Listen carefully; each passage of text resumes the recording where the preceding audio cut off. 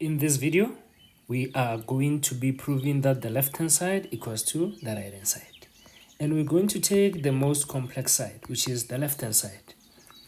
So ladies and gents, by observing my numerator, I can see I have a common factor of cos x.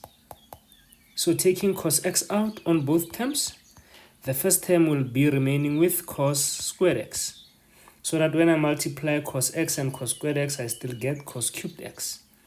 Plus, the second term will be left with sine squared x all over sine x. And then, ladies and gents, we can see we have cos x times 1 because cos squared x plus sine squared x is a Pythagorean identity of 1 over sine x. And that leaves us with cos x over sine x. Ladies and gents, we know that tan x is equals to sine x over cos x.